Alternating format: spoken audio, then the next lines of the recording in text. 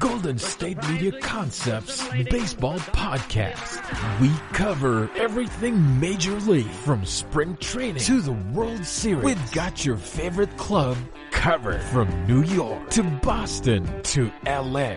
This is the Golden State Media Concepts Baseball Podcast.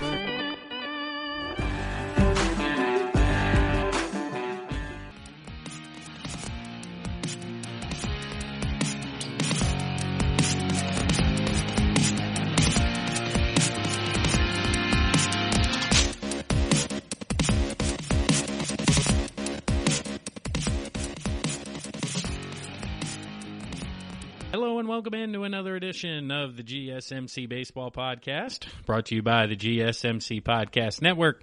I am your host, Kevin Mahalik, as always, and this is episode number 193 of the Baseball Podcast. Today is Monday, June 1st. That's right, wake up. It's the first of the month, and we have an excellent show lined up for you here today. In the first couple of episodes, we're going to continue discussing the MLB-PA negotiations that are taking place, where we at, what's going on, what are next steps. We're going to talk about all of that. Then we're going to talk about minor league baseball, what's the update and the latest going on there, discussing the Major League Draft that will take place here in about 10, 11 days, depending on when you're listening to this podcast episode. It could be as soon as a week if you're catching this a few days late, but that's fine. That's the beauty of podcasts. You guys can listen at your leisure when it's available. But then we're going to wrap up today's episode giving you an update on the KBO, the CPBL, and then in our final segment where we have some fun, we'll be talking about the farthest home runs ever hit. And after doing some research, there was one on here that I had never heard of and never seen prior to looking into this. And after I watched it, man, I was happy I did. But hopefully everybody out there is staying safe. I know I've been saying that for a couple of different episodes now. That meant something a little bit different as little as 2 weeks ago. But now more than ever, if you're listening to this in a metropolitan area, please stay safe. Just stay out of harm's way. Hopefully everybody out there is doing okay and staying healthy. So jumping right into it, the MLB, the MLB-PA, where we at right now. As of Sunday night here, we are still officially awaiting a response or a counter proposal from the Players Association. We discussed on Thursday's episode about how the initial response was not very positive, to put it kindly, but a lot of players were upset and not pleased with what's going on and almost took the proposal as can't even reference it. It was so bad and so outlandish, can't even go off of the points they were giving. We're just going to submit our own independent proposal and see where they take it from there. And then on Friday, there was a memo sent out by the MLB-PA to all of the players. Ken Rosenthal of The Athletic was able to get his hands on one of these memos, and it basically states that the proposal hasn't been submitted yet, in part because the union wants to time its response properly. There is also concern that the league hasn't opened its books to display its claims of financial losses related to the COVID-19 stoppage. It states, quote, "Importantly, the union still awaits key documents from MLB that would support the dubious financial distress claims the league has made in its attempt to force the additional givebacks from players," end quote. Essentially meaning that the players are looking to get the books open, the financials. If the owners are looking for a 50-50 split, which this proposal got away from, but the players want to see the books. Hey, you're telling us you're losing this much money. Well, I want you to prove it. I want to see it. I want to see the documentation that states why you would in fact lose this much revenue, because based on our history of negotiating and the past strike of 95 or the labor agreements in the past, and the negotiations there haven't been the most positive. So the players don't trust the owners, and they want to get in on their own and see what's going on. And the owners are never going to give up the books. That's just one thing that's never going to happen. It's been talked about for years. The players are never going to get a salary cap or never going to agree to a salary cap, and the owners are never going to agree to show the players the books, because now, for a different fact, but in years past, they don't want to show the players how much money they are making, because the players' average salary has remained the same over the past number of years, and yet revenue, income, profit has gone up exponentially from the ownership size. The cost of these teams now is exponentially more than it was 5 years ago, and yet the players who are the product on the field are making, on average, the same amount of money. Yes, the top-end salaries continue to climb, but on average, those guys are making the same amount of money. So if there's even going to be talk of a 50-50 revenue split or whatever, ratio you want to put there, 60-40, they're going to need to open the books to show the players just in fact how much money they would be making, because they're not going to take them at their word that says, hey, 50% is $100 billion. Pick a random number. It doesn't matter the number. But the players are going to know, I don't believe you. I think that number is incorrect, and that's ultimately why they want to dive into that. But it's really not going to happen. So where do we go from here? Again, the players' initial response was to not even reference the first proposal from the owners, and I think this is indeed what's going to happen, because based on rumors, the counter-proposal that the players are going to send back to the owners is going to include 100 to 110 games, somewhere in that ratio, potentially some double headers on the schedule, and the reason the players want to play upwards of 100 to 110, again, is because they want to get paid on the most amount of games possible. But I look at it as players are only going to play 90% of these games anyway. Even the top guys who play every day, you have 1 to 2 guys per team who would play 150 plus, 155 out of 162. So if you're looking at 82 games, these guys are playing 70 to 75 games. Well, if you get 100 to 110, you're still only playing, 90, 95 of those games, but you're still getting compensated for the additional games that you're not playing, whether it's a day off because you played 18 innings the day before during one of these possible doubleheaders, or you tweak a hammy or whatever it is. You get hit on the hand and you have to miss a week. You're going to miss a small amount of games over the course of a season, even one that's as short as 82 games, which means you're not playing in 100% of these games. So when they talk about the amount of games played, yes, that correlates a lot to compensation and the amount of games you will get paid for. But as players, you're not going to play in all of these games anyway. So the more games, the better, because out of 110, you're only playing in 95, and you're willing to play in 95 games. So it's not a big deal. But the proposal is also going to include the full prorated salaries from the player side of things. The agreement they had made in March, that's the one that the players are continuing to offer back to the owners. This, once again, is another reason why they want to play 100 and 110 games, somewhere in there, because if you're making $1 million a game, the more games you play, or the more games the team plays, the more games you get compensated for. So essentially the players, they got a proposal that said 82 games and a huge pay cut for the majority of you, or a bigger pay cut for the minority, but a small pay cut for the majority. And the players are going to respond with full prorated salaries and more games. So you want us to take less money for less games? Well, we want more money and more games. And this is ultimately what it comes down to, because the players are going to, quote unquote, officially submit their offer here in the last week. But the problem with 2020 and negotiations in the world of social media and Twitch and whatever online service platform you want to discuss, these things happen in real time with the public. So the public has known for weeks now that this is what the owners want to do and this is what the players want to do. And the fact of the matter is that the first proposal didn't include those ideas or those suggestions that the majority of people, whether it's the media, fans, all of the above, know what it's going to take to get a deal done.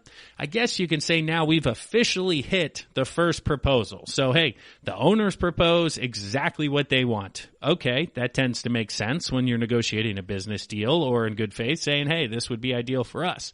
Okay, well, the players are now going to counter officially, quotes in the air, with the ideal proposal for them. So now we're at the point officially, again, using that word, you guys hate that now for the 5th time out there, so do I saying it, but that we're officially at the point where we've known for weeks now. And that's just the frustrating part about negotiations. So now the ball's in the owner's hands now. It's in their court. What do they do? Because what we've known as a fan base for Major League Baseball is now on the table.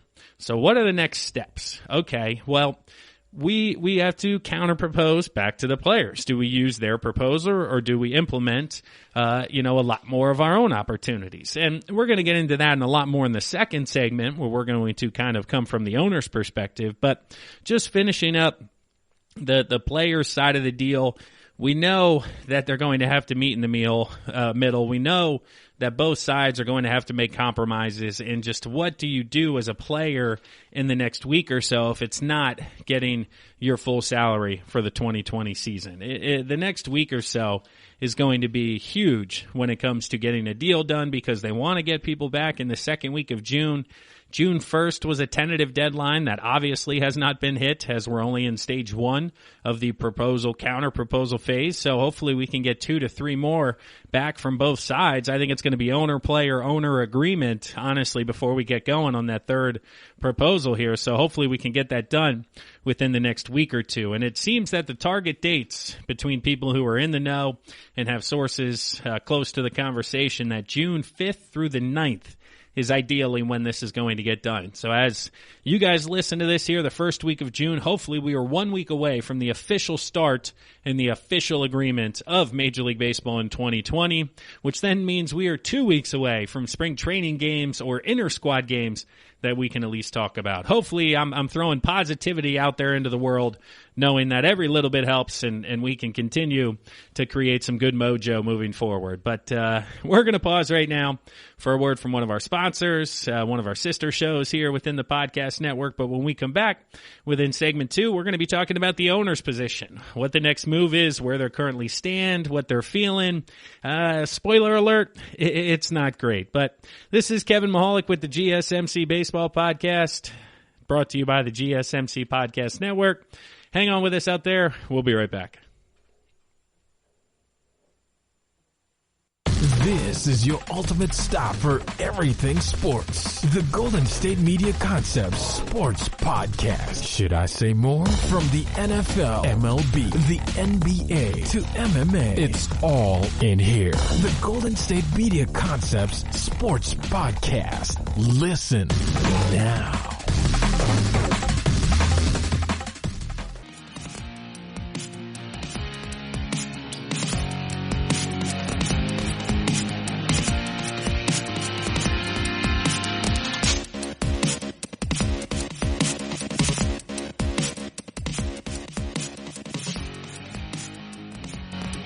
Welcome back, and thank you for listening to the GSMC Baseball Podcast, brought to you by the GSMC Podcast Network. This is episode number 193 of the Baseball Podcast, and I am your host, Kevin Mahalik. As always, thanks for listening out there. If you haven't done so already, head to social media. Follow us. The GSMC Baseball Podcast is available on Facebook, Twitter, Instagram, all of the above, as well as the GSMC Podcast Network. We've seen great ratings across all of our shows within the podcast network. Whatever you're into, I know you're a baseball fan because you're listening to this podcast, but if you're a sports fan, listen to the college football podcast, the soccer podcast, the sports as a whole podcast. If you're into more than sports, check out music, movies, news, books, politics, whatever it is that you enjoy listening to podcasts about, whatever topic out there that you like to get your audio from. Check out the GSMC Podcast Network. We got shows for you. We got social media pages to go along with those podcast shows too. So if you haven't done so as well, give us a 5-star review, subscribe, rate the podcast, Apple Podcasts, Stitcher, Spotify, wherever you're getting your podcasts. There's an ability to comment. If you guys leave a comment out there, I'll read them out here on the show. It's always a lot of fun to hear what you guys are thinking out there. We have one new review to share with you on today's episode. Let's see here. Mahalik Review, 5 stars. Love the golf idea. Good for both sports and the fans. I would love to hear also what managers you would love to pair together. Back in the day, I would vote for Earl Weaver from Baltimore, and that's from Pit Number 1. 5-star review from Pit Number 1 fan. He wants to hear a segment about which managers we would pair together in a golf outing, such as the Match 2. If this is your first episode, we discussed last week's episode. They had Tom Brady and Peyton Manning going at it. Well, which baseball guys would you want to see out there? So, shout out to Pit Fan Number 1 or Pit Number 1 for the idea there. We'll put the managers together here on Thursday's episode, so you can tune in and we'll talk about that. That'll be a fun one here at the end of the episode. episode on Thursday. But for today, we talked about what the players are going to do, ultimately what their response is to the latest proposal from the owners, or I guess the first proposal. I keep saying latest proposal. That was one of the big proponents of segment 1, was that now it's official when they're submitted here.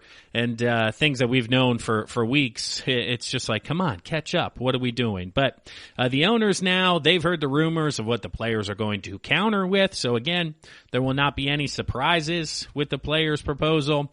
They're also not going to open the books for the players, so they're going to request that, but that is not going to happen. And it was reported out there, some of the bad news that's floating around, some of the negative mojo or juju, was Buster Olney of ESPN on the Baseball Tonight podcast stated that he's heard upwards of 6 owners who are willing to cancel the season if the players don't agree to the pay cut that they proposed in the original proposal over to the players. So that's not what you want to hear. You don't want to hear that out of 30 owners, 6 of them are not willing or are willing to not play this year and just cut their losses and try to move on to 2021 as best they can and bounce back, hopefully when more fans are allowed in the stands next spring. And 6 out of 30 is a very high number when it comes to, hey, take it or leave it, almost at the bare minimum. So if you're a player, you have to hear that and think to yourself, wow, we're only negotiating really with 24 out of 30 owners, and we need agreement out of 13. No, you need agreement out of 16, the half of 30 ultimately. So you need to go 16 out of 24, which means you got to negotiate a 66% rate or success rate as opposed to just 51% or whatever 16 out of 31 officially breaks down to. It's just not what you want to hear as a fan, as a player, as anybody who wants to see baseball return as soon as possible. That was just bad news. And we've seen the action follow the words here of, again, kind of the rumor mill, the grapevine, whatever it be. But there's a lot of cost cutting going across Major League Baseball. The Oakland A's are not paying any of their Major League players. We're going to talk about that in a lot more detail, a teaser for the next segment coming up here in segment 3. But the Pirates are not contributing to employees' 401ks for the year of 2020. So if they're willing to go all the way down and deep into the books to not matching employees' 401ks, so taking 3% or 6% or whatever, a $50,000, $100,000 salary, if that number gets high enough to the point where they're looking to cut that cost, of course they're looking to trim millions of dollars off the top of their books. And again, as we've discussed, the top commitment in terms of dollars is player salaries, both minor leagues and major leagues. It's employee salaries. And who are the highest paid employees? Well, you have the front office, the top of the chain, but even then, it's the players. The top performing player is one of the highest compensated people within the entire business or the entire organization. So teams are going to want to cut from the top as best they can or as most they can, and that's in reflection to the original proposal. So what happens from here? If I'm the owner, I get the counter proposal from the baseball players. It's more games. It's the original salary. Okay, whatever. Throw it away. No problem. Starting over. You have to bend just even a little bit in regards to the original salary proposal that you put out there. Whether it's the prorated salary, if you give a higher percentage, or what we've discussed about in the past that I think is the ideal scenario and the outcome, which would be deferred payments. Hey, here's a percentage for this year, but then you get a percentage back on the remaining difference for years from now. When the economy's back, we're back making billions of dollars. I'll pay you back your $500,000 or your $200,000 if you need to spread it out over 20 to 30 years. That way it comes to $1 million a year for all the players combined.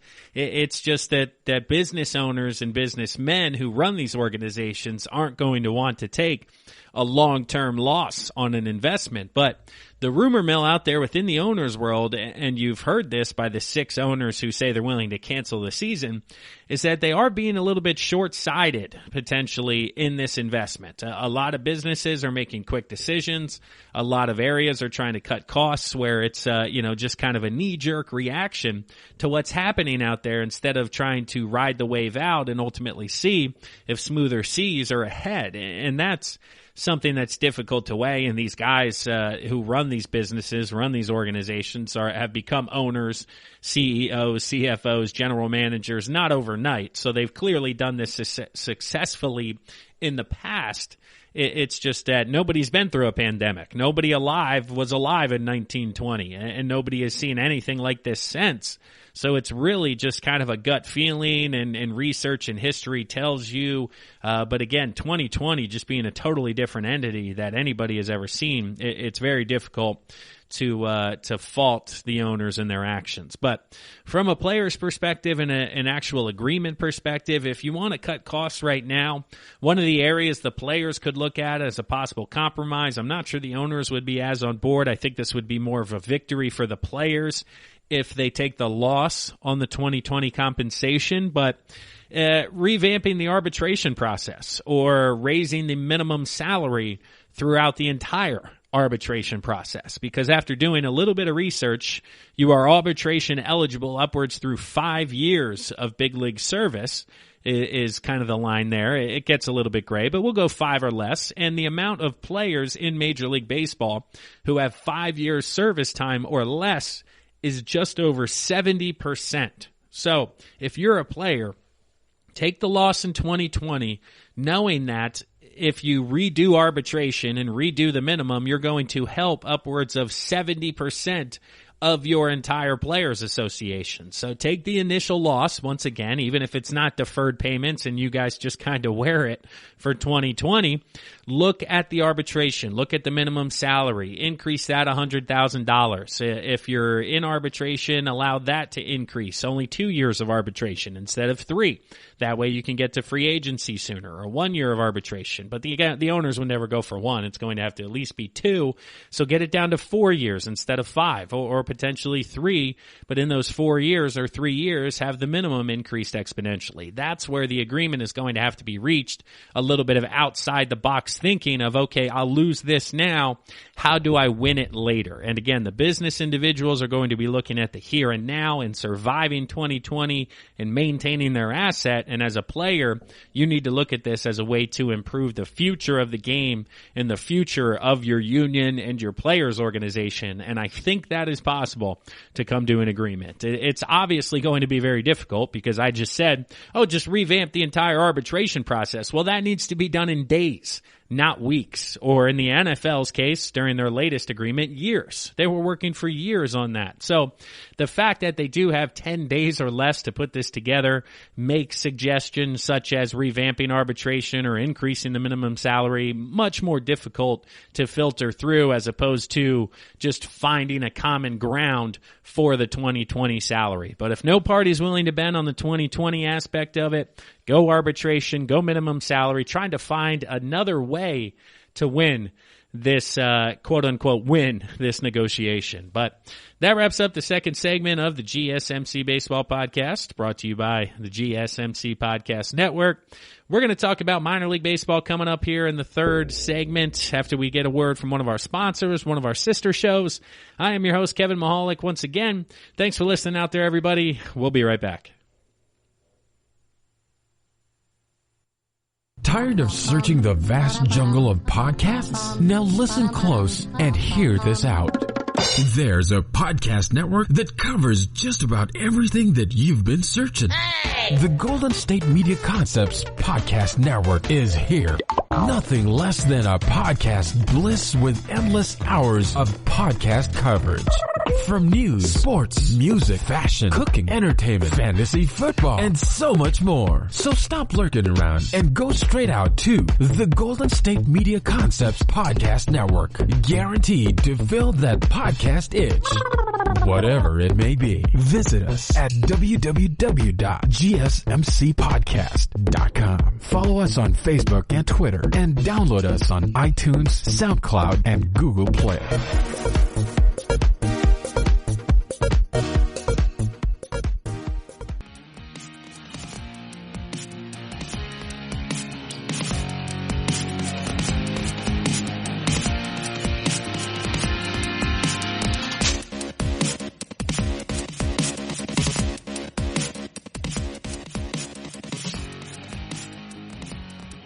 Hello and welcome back to the GSMC Baseball Podcast, brought to you by the GSMC Podcast Network. I'm your host, Kevin Mahalik, and this is episode number 193 of the Baseball Podcast. I appreciate each and every one of you guys listening out there. Do me a favor, share this podcast with one of your friends, somebody out there who you know is a baseball fan. Shoot them a text. If you're on Apple Podcast, hit those three little dots on the lower right-hand corner, hit share or text. Shoot it out to a friend. Hey, listen to this episode. It's a pretty good baseball podcast. I know you enjoy podcasts and you're a baseball fan, so that'll be a good time for you. But if you do that, the rule I like to ask of you guys, the listeners out there, is to do it once a week. If you do it once this week, once next week, the numbers will continue to grow.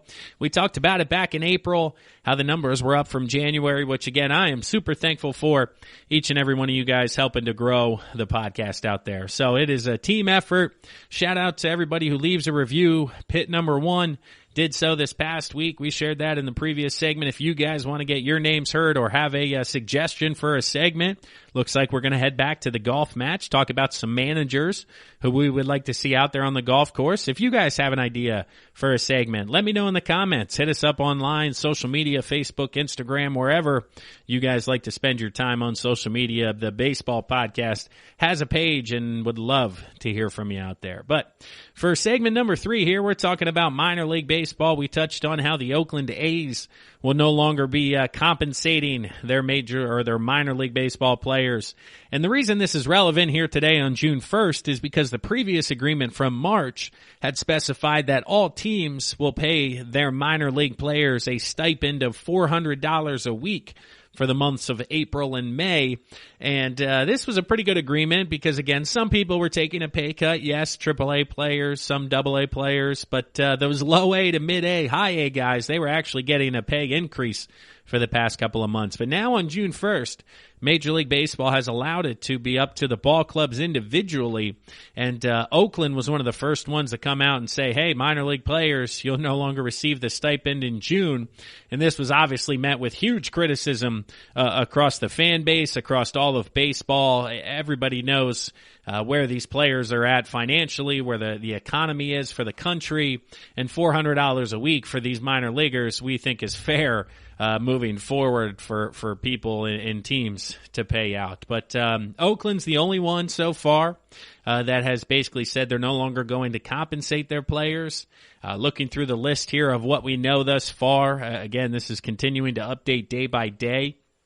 But the LA Dodgers, the New York Mets, the Chicago White Sox, the Tampa Bay Rays, the Texas Rangers, the Baltimore Orioles, the Atlanta Braves, the San Francisco Giants, and the Arizona Diamondbacks, as well as the Philadelphia Phillies, are continuing to pay this allowance for the month of June. So how many teams is that? About 8, 9, 10 teams in that list has basically come out and said, hey, minor league players, we're continuing to pay you through the month of June. Then we're going to reevaluate on a monthly-to-monthly basis to see where we stand. A few teams have gone above and beyond thus far. Honestly, shout out to these teams because they've agreed to pay their minor league players through the end of August.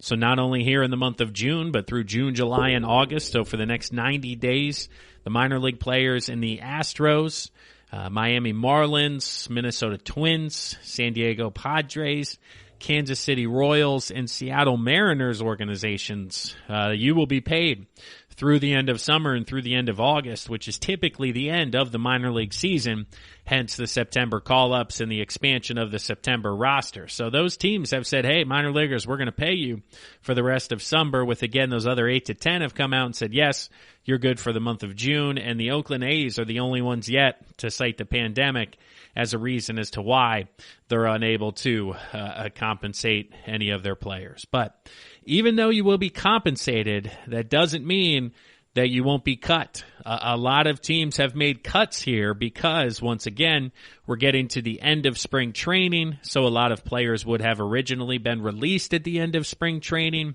Well, now that the agreement talks are getting closer to being finished. Yes, everybody knows we're not that close, but they're closer than they need to be or should be, I guess. That means that teams are beginning to release players, and going through the list of teams and how many players have been released, these players will not be compensated the $400. So even the teams who said, hey, we're going to pay our minor leaguers through the month of August, if you got cut, you're not going to receive that compensation. And here in the past couple days, it's been a hot spot for teams to make releases. The Giants cut 20 players in the past couple of days. The Diamondbacks made a huge number. They're one of the most egregious offenders of releasing players, 62 total players released. The Rockies released a list of 15 individuals who they moved on from. The Braves cut 30 guys this week. It was 31 last year and 24 the year before that. The Braves made sure to mention as they were releasing these individuals. Once again, this is not COVID-19 related, quote unquote. But again, these cuts come at a crazy time for people to hear, oh, we're going to pay our minor leaguers, but not these 62 that were just released if you're the Diamondbacks. The Mets released 39 people. The Phillies didn't release a list yet, only one individual that's known. Let's see, the Brewers cut 30 people. The Cubs are at 28. The Nationals are at 30. The Reds and Cardinals, there's not an exact number there. The Pirates have not released anybody yet. They're one of the few teams that are known to have not released any players currently. As we transition to the American League, the Tampa Rays, 20 or so players, quote unquote. Again, there have been no official announcements made by ball clubs or official statements released with the exact names. A lot of this is beat writers reporting, individual players on social media probably reaching out, letting people know that they've been let go. But the Mariners released more than 50 minor leaguers, so they're up there on the list of total bodies being released. The Astros at 17. It looks like last year it was 18 and 10 players the year before. So they, again, made the list known of how many players. The Orioles, they are at 37. The White Sox cut 25. The Red Sox released 22. The Twins and Royals are bringing a bit of good news. Neither organization has made cuts. So, that's one of the positive ones. The Athletics basically suspended all of minor league baseball. They didn't cut you, but they're not paying anybody anyway, so who cares if you didn't get cut? You're not getting compensated. And then the Blue Jays released 29 major league players. So if you're a fan of one of those clubs and you're saying, who did they release? Let me get a list. Head to your local beat writers, your local paper. There looks to be lists floating out there of everybody who could be involved or teams could have moved on from. Again, I don't know if any big names are going to be on the list with the 30-man major league team and the 20-man tracker below. A lot of these people are probably just kind of roster fillers. Your quad A guys, your 4A guys who are really good in AAA but just can't quite figure it out in the big leagues, filling out rosters, making you a competitive, good ball club. But when you're not going to have minor league baseball, you're not going to need those guys. And, that's basically the point. When you're not going to have minor league baseball and discussing, yes, there's a few diehard individuals out there. There's a few people within the industry who still think minor league baseball could happen in some fashion for 2020. But the more you read and the more you hear, that's not going to be a viable option. And multiple ballparks out there of teams who are not affiliated with major league teams. And if you haven't listened to past episode, go back and check out the conversation we had around affiliations and the quote unquote wild, wild west that is currently taking place in minor league baseball. That's a great convo. Check that one out. So, but the teams that are not affiliated, they're basically looking to make money other ways right now. There's a baseball park on Airbnb that you can rent out for parties or whatever you're looking for. A lot of other stadiums are looking to partner with local wood bat leagues, local collegiate baseball leagues, such as the TCL, who has a team in College Station that has their own stadium. It's a beautiful stadium, fill out 5,000 people, but potentially, there's a minor league park around there that says, hey, come here and get 10,000, get 15,000. We'd love to host you. We'd love to make some money. So if ballparks are reaching out to other entities, concerts, things like that, camps for Little League players, if they're looking at making money those types of ways, it's really a precursor that minor league baseball is not going to take place. So good news is a lot of these teams have said, hey, we're going to pay our minor leaguers through the month of June. There's a fewer amount, but even more kudos to the teams that said we're going to do it through August. Basically, you're going to get $400 a week through summer like you would have if you were playing. Whether it's more or less, you're still going to get some money.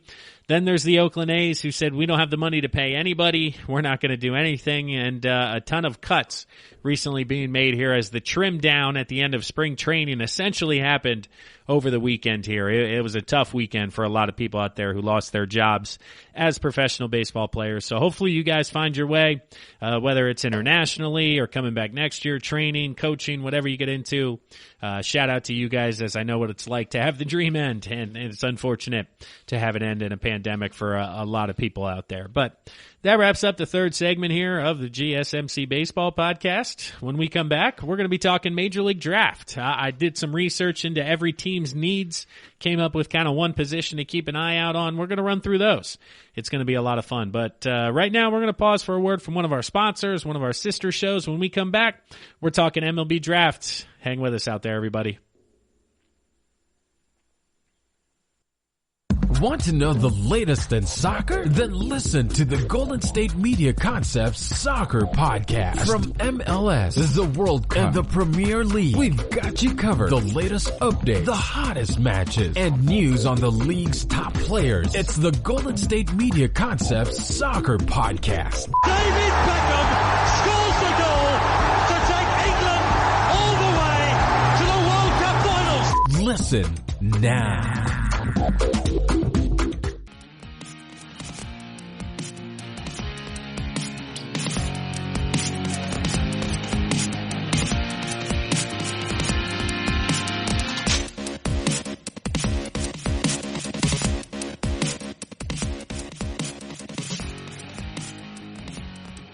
Hello and welcome back to the GSMC Baseball Podcast, brought to you by the GSMC Podcast Network. I'm your host, Kevin Mahalik, and this has been a loaded episode so far. We talked about where the players and owners stand in the current negotiations to try to get baseball back out there. Clearly still not on the same page when it comes to compensation. I was able to give you guys a few examples at what potentially they could do moving forward to improve negotiations and come to an agreement, but I'll be hard-pressed to see if that happens over the course of the next 10 days or so, but it's going to have to if they're going to be playing. And we talked about the minor league baseball, all the cuts that are happening, where payment stands, and continuing down the chain here, talking about the Major League Baseball draft, the next wave of minor leaguers coming in, and we've talked names and prospects and teams in episodes past, but on today's episode, I wanted to take a little bit different of approach here as we get under the 2-week mark for the MLB draft. And officially, we know only 5 rounds out there happening all via Zoom, I believe. They're going to be from MLB headquarters in New Jersey, zooming out with players, sending out the goodie bags, the little kits there, so we're able to interact, get some feedback. That should be a lot of fun. But in today's episode, I wanted to dive into each team and discuss their biggest need within the minor league system moving forward. I got a little bit of help from my friends at Baseball America, looking at the prospect list and going through the depth of the minor league system for each team. And then, I just wrote a little note here in regards to their history and ultimately which way they tend to go during draft day. But going division by division, starting in the National League, looking at the NL East. Again, this is their minor league feed here. This doesn't exactly translate to the major leagues and their need, because we know people don't go straight from the draft into the major leagues, unlike the NFL, where it's plug and play in round 1. So who are we going to get that's going to be on the squad next year? This is a few years down the road. This is depth within the system as well as top prospect depth. So just a little precursor if you get upset because you're going, no, we have this guy at this position. How could he say that? Again, minor leagues, depth, top prospects. That's kind of where we're at for this one. In the NL East again here, let's see. We got the Atlanta Braves at the top. The Atlanta Braves, third base is the weakest position at Atlanta. And if you follow recent history, they like to go college heavy early in the draft. We have the Miami Marlins, third base as well for them. The hot corner, very thin when it comes to their top prospects and ultimately their needs. The New York Mets, they're looking for outfield help. They tend to go high school early in the draft, take those higher upside individuals. Takes longer to develop, usually from high school, but they like the top-end talent aspect of things. The Phillies need outfielders as well. They're more likely to go the college route. They've had former high schoolers, Mickey Moniak, number 1 overall, not pan out or continue on his progression. He's going into year, I think, 4 or 5. So they're going to look at a college kid, kind of like an Adam Hazley, who's made a little bit of an imprint here, but may not be top-end type of talent. The Nationals, their need is outfielder. They love taking pitchers. We've seen that from the arms. They believe that's the way to go, but that leaves them with a need in the outfield. Going over to the NL Central, the Chicago Cubs, outfield help as well. They need athletes. They tend to go the college level. They like the guys who are a little bit more polished, a little bit further in their development. The Cincinnati Reds, first base, again, the depth there within the organization, not great. They're probably going to look for somebody within the college ranks who's a little bit more advanced. Milwaukee Brewers, right-handed pitching. The top prospects leaves a little bit to be desired there. The Pittsburgh Pirates, the catcher position, not a lot of top-end talent behind the dish for the Pirates. They like their high school kids. Again, maybe in rebuild mode, kind of tank mode. Could take a high school kid, take a few years to develop, be ready for their next window of contention. And the St. Louis Cardinals, right-handed pitching. Again, the top prospects on the mound for them. That's where they're going to need to kind of replenish the system on that side of things. Going out to the NL West, the Arizona Diamondbacks, third base. Once again, the hot corner. They're a little bit thin, looking at the depth in the top prospects. The Colorado Rockies, they need help in the outfield. They got some people in the infield within the organization, but they need help out there in the grass in the outfield. The Dodgers, left-handed pitching. They have some pitching prospects. Their rotation very young at the top level, but from the left side could use a little bit of help in the future. They like to take the college kids a few years away, transition them, potentially leverage them for trades moving forward, and a top-end left-handed starter is a very nice asset to have.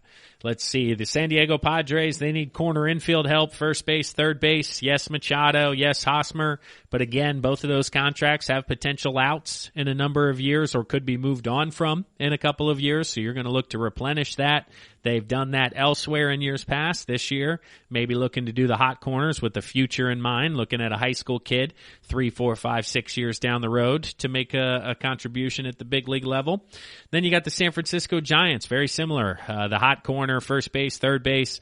They're in rebuild mode. They're in get the kids up to the show. So after next year, they're going to have a much better feel for what they need because the kids will play who can hack it, who can't, who's going to stick around, and then they'll be able to make their moves from there. But as we continue around, going into the American League here, the AL East, the Baltimore Orioles, second base is really thin for them. But this is typically a position you don't see drafted high in the draft because a lot of shortstops who ultimately can't cut it at shortstop get moved to second base, whether it's their arm isn't good enough or their body build or their hands, their feet, whatever it is, they head to second base. And the Orioles have gone heavy at the shortstop position here in the recent past. So you say second base with them knowing that one of these shortstops is probably going to move over. So they're one of these top athletes available type of organizations in rebuild mode, not really looking to fill any specific hole in the near future at the big league level. The Red Sox looking for outfield depth, outfield help. They need some athletes out there. Jackie Bradley Jr., Mookie Betts, again, a lot of names and a lot of movement taking place in Boston. So they're going to look to fill in the next wave of talent there. The New York Yankees, they need left-handed pitching, and the Yankees don't shy away from that top-end high school talent. They like to throw their weight around, as the New York Yankees tend to get those top kids who steal them from a top college program, whether it's a Notre Dame, an LSU, an SEC school. But the Yankees come in, big left-handed power arms are where they like to go. So if you're at the high school ranks, you could hear your name called by the New York Yankees, which, man, I couldn't imagine. The Tampa Rays, they're looking for help behind the dish, the catching position. They're a strong ball club. They tend to develop really well, but just a little bit light at the catcher spot there. Looking at the rankings, the Blue Jays, again, the corners on the infield, first base, third base, Vlad Guerrero Jr. Can he play defense? Is he a DH? Is he a first baseman? What do we need here? Filling in around those holes is really a decision they're going to have to make. So if you get a similar body type who can do similar things. I think that's ultimately the decision they'll want to take. Going to the AL Central, we got the Chicago White Sox. They need left-handed pitching. They have a few arms in the prospect list, most of them from the right side. I think they're going to go from the college ranks. That's been the recent history for them. They're coming up on their window of contention, started spending a little bit more money, so you're going to want a guy who's 1 to 2 years away from contributing at the big league level as opposed to 3, 4, or 5 if you're really starting to hit the gas and get things moving. The Detroit Tigers, they need a first baseman. They need that next wave of power hitter, essentially is what you're looking for, third, first, left, whatever it may be. They need a power bat in Detroit at the top of the draft. The Kansas City Royals, first base, third base, same thing. They need to replace some individuals who will be moving on, trying to get back to contention. Look for them to take a power bat. And the Twins, first base again, power bat as well. Miguel Sano tried to play third base. Is he first base, DH? Where is he? They're trying to fill in around him. Ultimately, I think he settles in as just a designated hitter. His mobility on the defensive side, although surprising, still not to the point where it needs to be effective defensively. So look for them to kind of fill in where he ultimately doesn't, fit in moving forward. Wrapping up the AL West here, coming down the stretch, the Houston Astros, left-handed pitching. Once again, no second-round pick for Houston, so just a reminder, they have 5 picks in the draft, and they don't have a second-round pick this year, so a little bit limited, but they need high-end lefty power arms to look towards the future. The Angels, catcher position, they're one of 3 ultimately where catcher's a little bit thin. That's a tough position to fill in and get top-end talent, so if you can take advantage in the first 5 rounds, they're going to want to look to do that. The Oakland Athletics, first base, they need a power bat. They tend to go to college.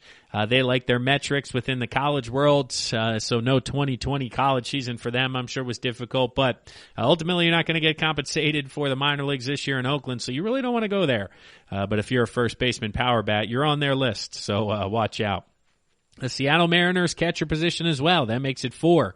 Looking for quality behind the dish. They like their college kids typically at the high end of the draft, so a collegiate catcher going out to Seattle makes a lot of sense early in the draft. Again, I'm not saying this is going to be the position they go in the first round because you're ultimately going to take best player available and not ultimately best position, but through the course of 5 rounds, look for them to go a little bit heavy within these positions. And the last one here is the Rangers. First base, they like their high school kids, so a big power hitter, bigger kid out of first base is really where they need. But again, if he's a bigger kid but he's a left fielder, go ahead and take him. It's not tying you into these positions. This is just where your ball club, for whatever fan of whatever team you are that you're listening out there, that was their top need or weakest position within their top overall prospects. But that wraps up the 4th segment here of the GSMC Baseball Podcast, brought to you by the GSMC Podcast Network.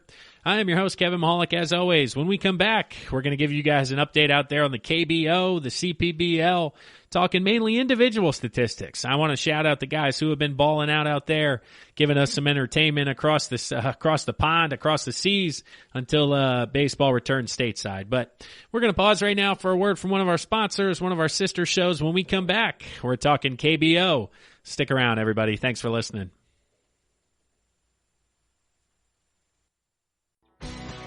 Are you looking to get your college football fix? Looking to get the latest news on your favorite school's team? The GSMC College Football Podcast is your ticket to all things college football. Join us as we talk college football from the national championship, the college rivalries, the bowl game, to the Heisman Trophy. To which conference is the best? We've got you covered for the Big Ten, SEC, Big 12, the Pac-12, ACC, and everything in between. Download the GSMC College Football Podcast on iTunes, Stitcher, SoundCloud, Google Play, or anywhere you find podcasts. Just type GSMC in the search bar.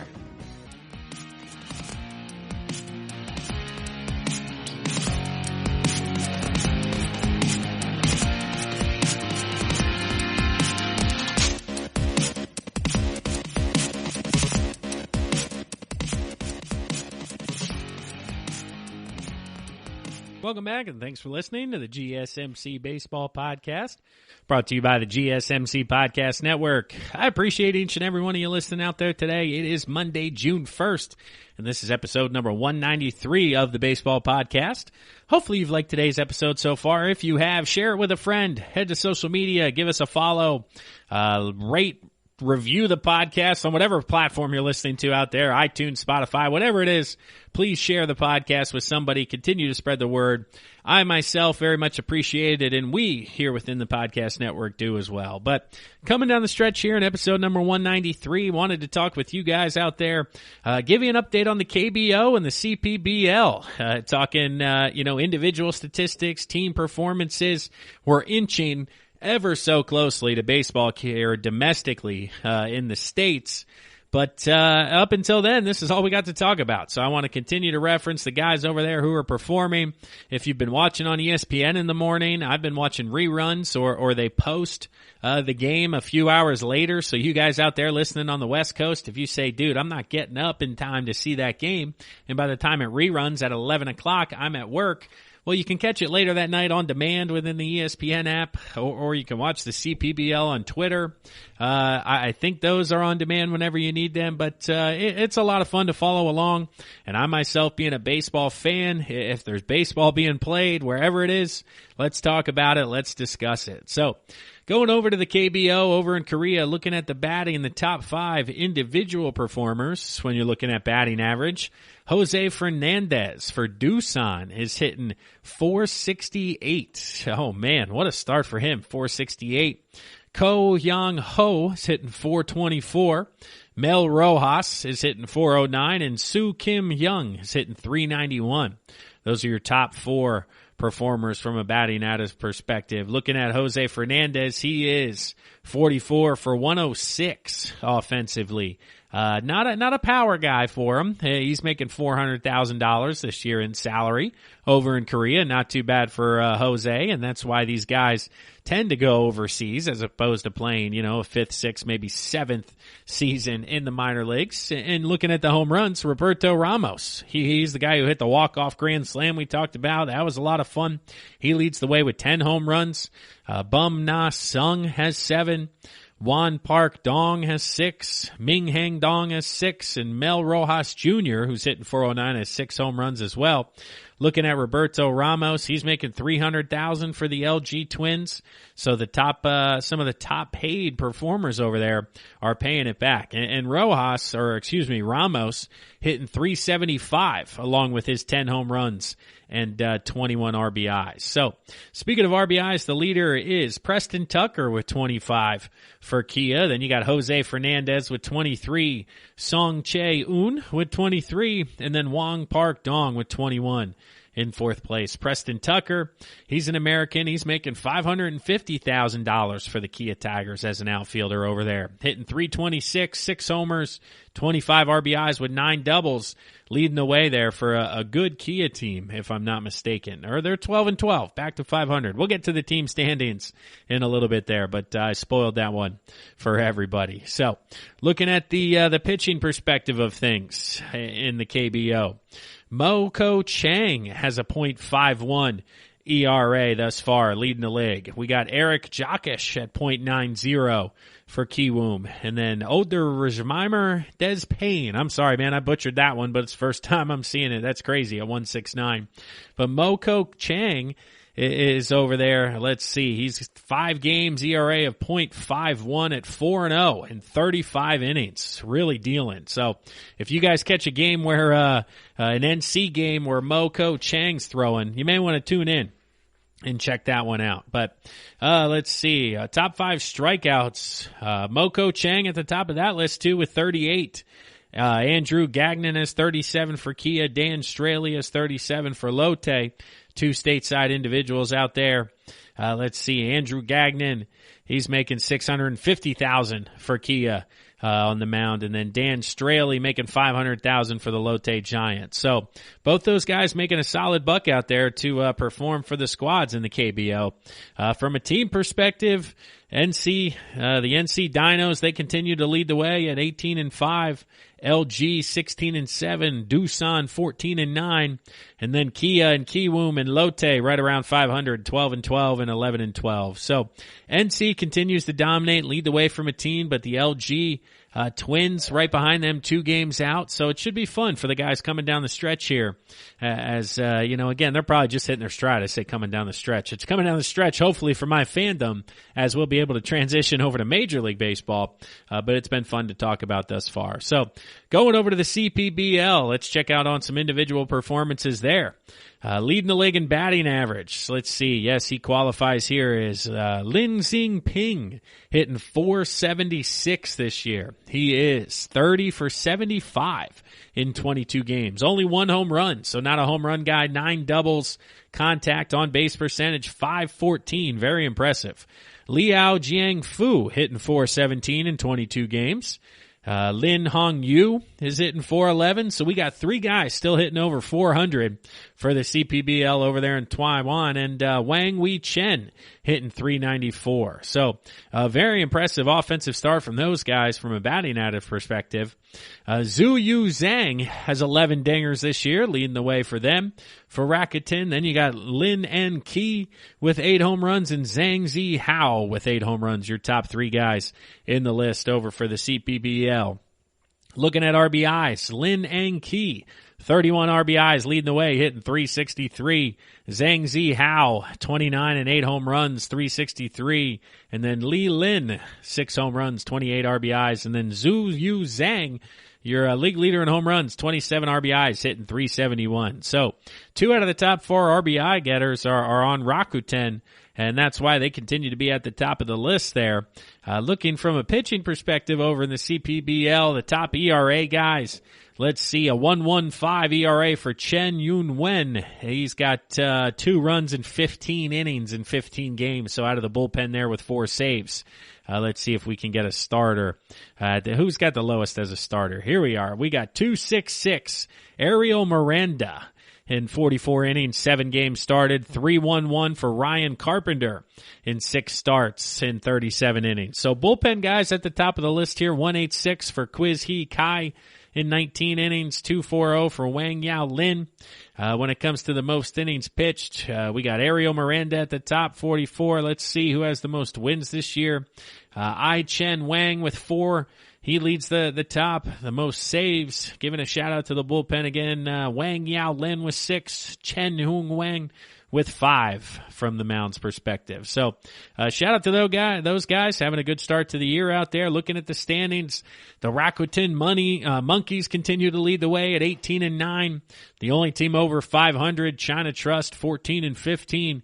Fubu Guardians 13-14, but they've won 4 of 5. And the Uni Lions at 12-19. So the Fubu Guardians getting hot here, but the Rakuten Monkeys continue to lead the way over in the CPBL. And wrapping up this segment, touching on the simulations here from Stratomatic and Baseball Reference ever so quickly. Looking at the team squads, let's look at the AL division leaders. We got the Yankees, the Indians, and the Astros at the top of the list. That leaves your AL wild card with the Oakland Athletics and the Minnesota Twins. Let's see here. The Tampa Bay Rays wouldn't be far behind that. In the National League, the NL East, Washington, St. Louis, and LA for your division leaders there in the Central and West. That leads the NL wild card currently up to Atlanta, San Diego, and Chicago, all tied with Milwaukee, Cincinnati, and Arizona, only a game and a half back. So very close standings for Stratomatic here moving forward. But Tampa Bay in the playoffs there at the top of the list. Not the Yankees, excuse me. Tampa Bay in the AL East leading the way with them. Baseball Reference here from a team perspective. The Yankees, that's where they are at the top of the list. The Yankees, Indians, and Mariners. I don't know how the Mariners continue to do it for Baseball Reference, but they do.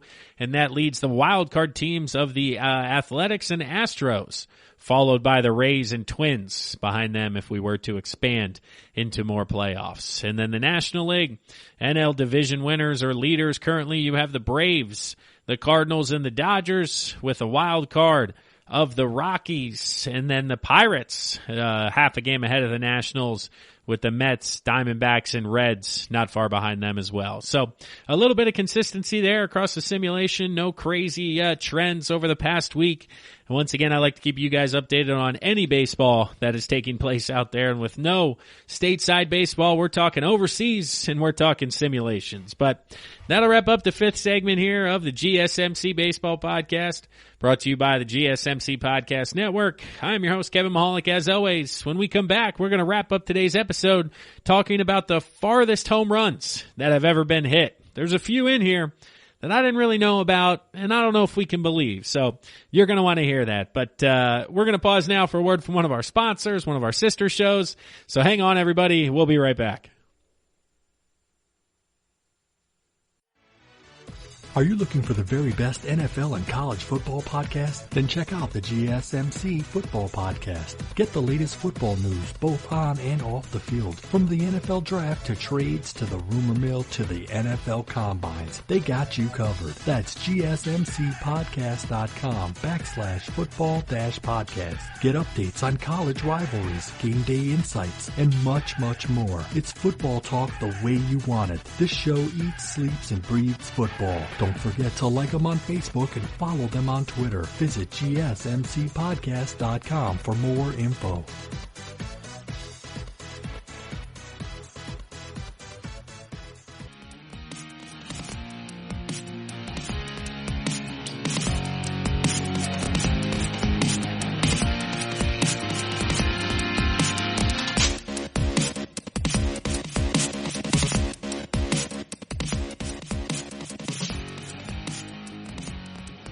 Welcome back to the sixth and final segment of the GSMC Baseball Podcast, brought to you by the GSMC Podcast Network. I am your host, Kevin Mahalik. As always, I appreciate you guys making it this far in today's episode. We're coming down the stretch of episode number 193 here of the Baseball Podcast. It's been a fantastic episode for you once again today, updating you on where we're at with negotiations, if we're going to have a deal soon, where the minor leagues currently stand, what teams are going to be looking to add during the MLB draft, and then giving you an update on any live baseball that's currently taking place or any simulated from artificial intelligence baseball that's taking place. But here in the sixth and final segment, we like to wrap up each episode having a little bit of fun, trying to come up with an outside-of-the-box conversation that we're going to have based on our review from earlier from Pit Number 1 on Apple Podcasts, who left us a 5-star review. Shout out once again to Pit Number 1.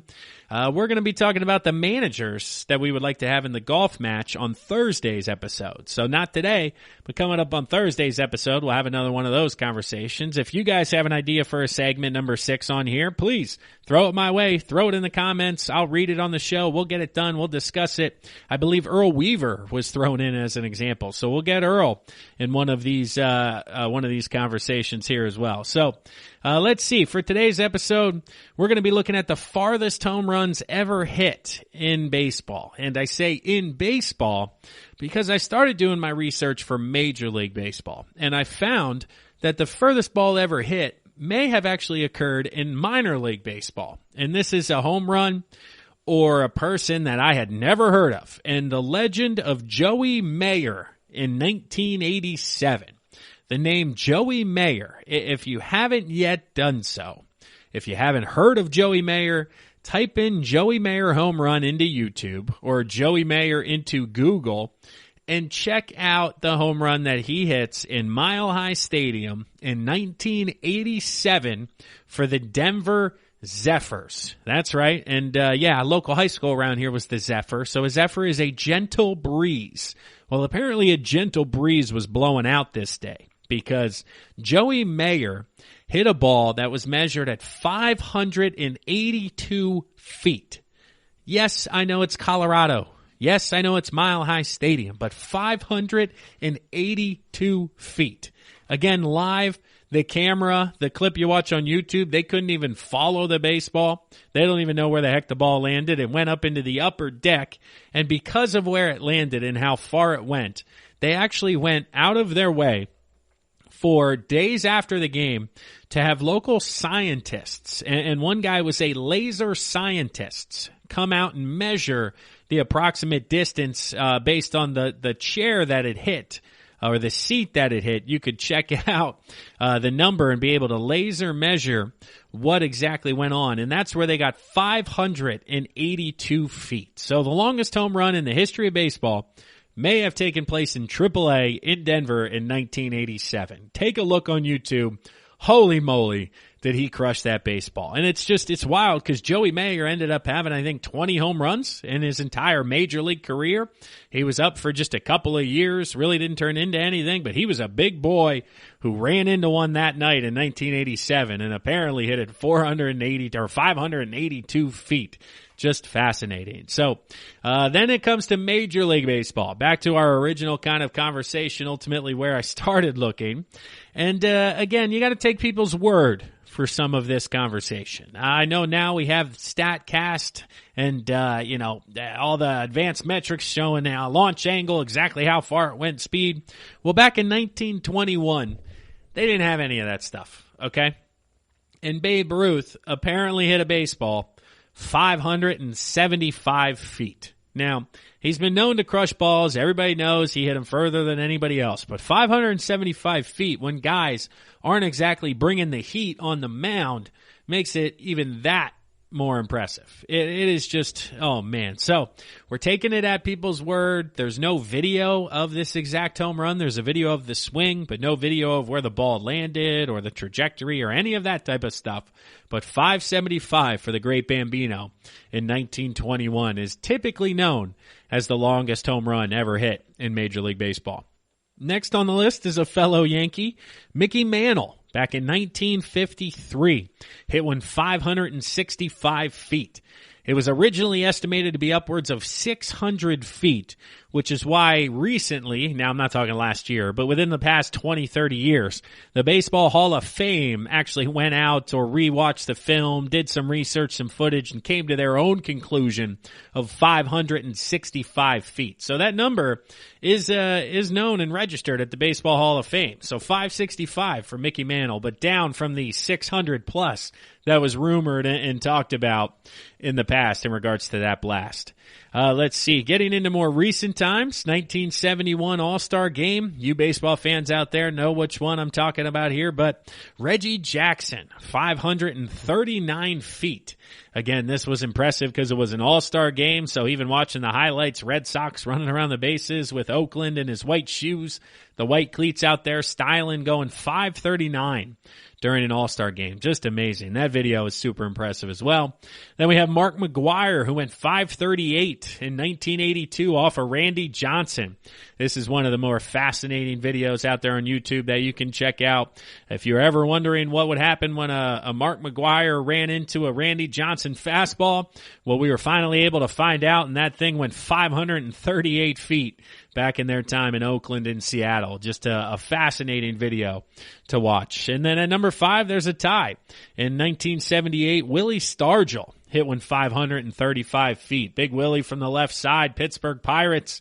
And then that was matched by Adam Dunn in 2004, who hit one 535. Adam Dunn's hit multiple 500-plus home runs. He's one of those sneaky guys on the list where if you talk about, hey, who's known to hit the longest home runs, not a lot of people would come up with Adam Dunn in the top 3 or 5 individuals who you would think of. But he's right there at the top of the list when it comes to power and being at the conversation of the biggest power hitters ever in baseball. So after looking at the furthest home runs hit, talking about the top 5 there, I decided to look into each team. What was the furthest home run hit by each team, and kind of jumping 180 here, going around, coming back. I looked at the shortest home runs by each team and ultimately what were their length. So we've seen 575, 565. Again, those are both Yankees. Reggie was in an All-Star game, so that one really didn't count at 539. McGwire, 538. Well, the bottom 3 going 3-1 here, but the third shortest was 466 for the Atlanta Braves. And I was surprised nobody in Atlanta and the power hitters they've had, some of the offensive guys they've had in the course of that organization, the history of that organization, for nobody to hit one longer than 466, and that was done by Ronald Acuna Jr. So that was done very, very recently. And yes, the power numbers are going up here, but again, Hank Aaron, nobody like that. Nobody throughout the course of the 90s offensively was able to put one up for the Braves. Just a very interesting team down at the bottom there. 465, Eugenio Suarez for the Cincinnati Reds. That too, also very recently. Suarez, he's known still as a power hitter, had some great numbers last year, but 465 for the Reds. I guess Adam Dunn, maybe during his time in Cincinnati, didn't run into one. I could have sworn he did, but it didn't come up while doing my research. And then the shortest home run, that is the longest by team in history. That is the Cleveland Indians, and their holder is Mike Napoli. Now, Jim Thome never hit one that far with the Indians. That's not what my research said. So 463 from Mike Napoli being the longest home run ever hit by a Cleveland Indian. So those were the only three teams under the 470 mark, the Braves, the Reds, the Indians. So if anybody wants to come up and hit a bomb for any of those teams, the record book is wide open for you to skyrocket right to the top of the list. But that's it for today's episode, everybody. I very much appreciate you listening out there. Once again, shout out to all the essential workers continuing your fight against COVID-19, healthcare, everything you're doing, grocery workers, firefighters, all of the above. Please stay safe to everybody listening out there. I know what's going on with all the protests in the world. If you're listening to this from a major metropolitan, you're experiencing some sort of discomfort or dismay. Here in Philadelphia, there has certainly been activity, and social media has been a buzz of videos, photos, anything and everything that's going on. Minneapolis, Houston, Atlanta, all the major cities out there. So if you're listening from one of those, please stay safe. Please fight for what you believe in, but please stay safe. Whether it's from COVID or the riots, the protests, whatever it is out there. Please do your best to, again, just stay safe. But I am your host, Kevin Mahalik, as always, with the GSMC Baseball Podcast. And that wraps it up for episode number 193. One last time, head to social media, follow us, like, subscribe, rate, review the podcast on all the platforms. That helps us spread the word and continue to grow, and it helps me continue to do what I love, and that's talk baseball with each and every one of you out there. But that'll do it for episode number 193. I am Kevin Mahalik. Thanks again for listening, everybody. Enjoy the rest of your night. You've been listening to the Golden State Media Concepts Baseball Podcast, part of the Golden State Media Concepts Podcast Network. You can find this show and others like it at www.gsmcpodcast.com. Download our podcast on iTunes, Stitcher, SoundCloud, and Google Play. Just type in GSMC to find all the shows from the Golden State Media Concepts Podcast Network, from movies to music, from sports to entertainment, and even weird news. You can also follow us on Twitter and on Facebook. Thank you, and we hope you have enjoyed today's program.